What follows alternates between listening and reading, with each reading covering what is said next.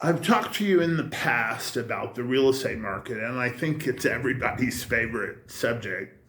So we have data from last year, and I mentioned to you in the past that 2018 was a fantastic year, the best year really we have ever had, or at least have ever had up until then. And as of 12/31, the market just stopped. And it really stopped like somebody had put their foot on a brake. And so then 2019 was bad. And then 2020 was truly horrible. And of course, we ascribe a lot of that to COVID, but clearly the market changed and prices fell, and it was, if not exactly a buyer's market, certainly tending towards that direction.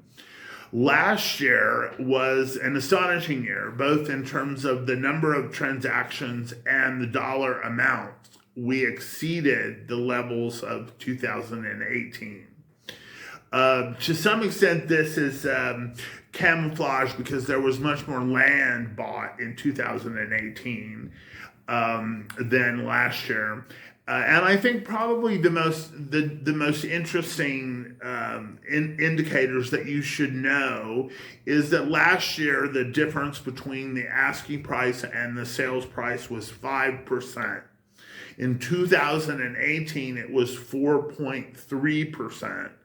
That's probably the best judge of the activity, the frothiness, the boominess of the market. So one of the things that I have hated the most, both as a principal and as an agent, has been pressure when people have said, "Oh, there's another offer coming in at 5:30, and if you want to buy this house, you should really act now." And sometimes that's true, and sometimes it's just really agent propaganda, which I think is just despicable. And so we pretty much are in that area and coming into that area. The first months of this year appear to be similarly strong. There are stories of houses selling very quickly. From what I have seen, I did one, I think, where the asking price was 365, and we put in an offer at 360 and bought it. But very early in the process, in the first couple of days, it was on the market. So if you are interested in buying here, it probably makes sense that you act this year. A lot of people are able to pay cash. A lot of people refinance their properties in the U.S. and pay and have cash that way. And of course, a number of people are selling their houses and moving here. And there's been a tremendous response, especially among the Canadians, from the vaccine, and they were held in their country, I think, for a couple of months or something. One of the reasons why I moved here is because I don't want to really watch the news, so I'm not up on all the data. But it is my understanding that for several months the Canadians were basically held prisoner in their country. And I even had dinner with someone who explained that they had gone to an Indian reservation, which is on both the Canadian and U.S. side of the St. Lawrence, and that they had been rowed across and illegally entered the U.S. and so forth. And I'm told that there is a New Zealand company which is offering freedom flights from somewhere in Canada to Denver, is what I understood. And they're very expensive. They're like $5,000, but they are basically taking people out of the country who do not wish to be vaccinated and bringing them into the U.S. And many of those people, probably all of them, are permanent expats because of this situation. Our real estate, our rental market, locked up this winter in a way that I don't think it ever has before. And I think that a lot of people, when faced with the idea of spending the winter in an apartment in New York or Chicago, decided that they would be happier if they could rent an apartment here and, work long distance and so forth. And so we are now entering or somewhere close to a seller's market. I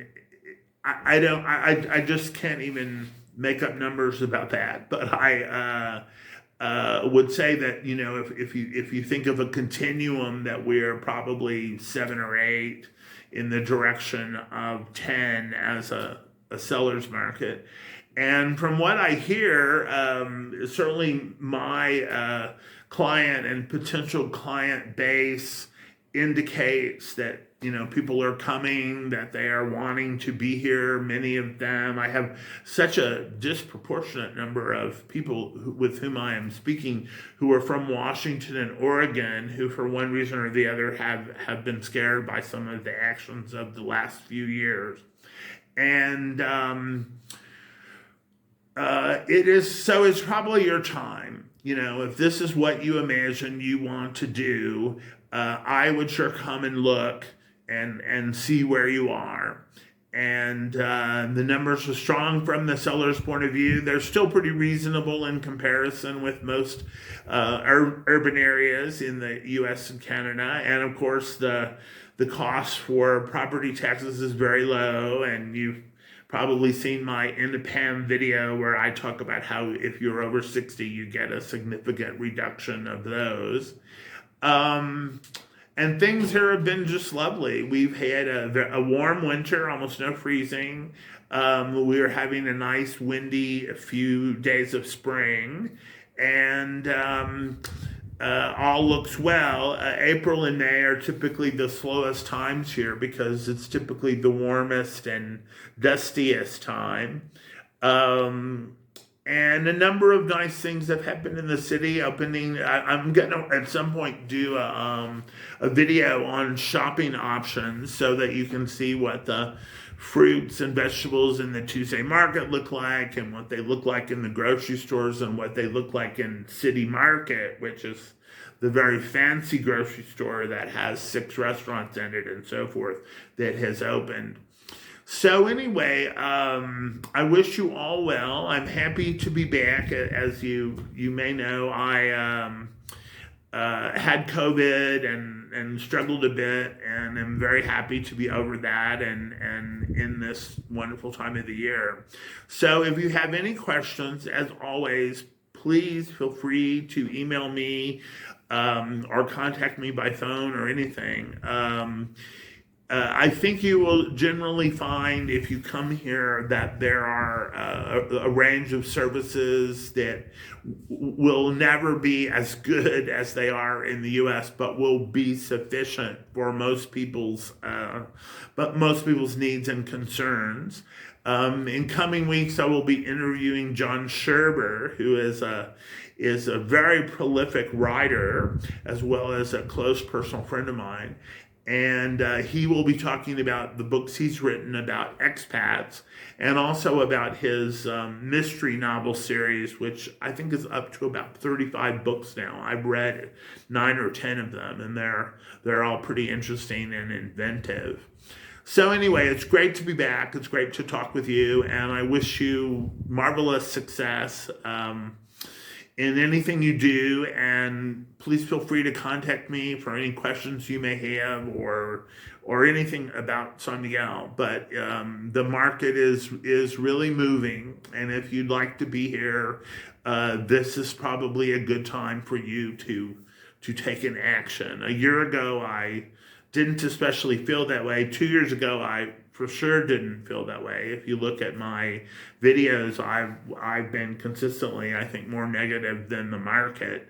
But for sure now, this is all happening. I mean, people have had COVID fears. They have had, they're in cities where property taxes are rising enormously. And certainly I am familiar with Texas. And when I see what the taxes are, and they do freeze them when you turn 65, but I wonder how long they will be able to do that, because as the population ages, more and more people will be over 65. And so when you look at the numbers for utilities and taxes and other things, to retire with the idea that you're going to live 30 years and pay $2,000 a month in property taxes is pretty frightening when you can live here for $2,000 a month. So anyway, best of luck to you all, and thank you for taking the time to watch. And it's always nice if you like and share and subscribe and do all that good stuff. So thanks a lot.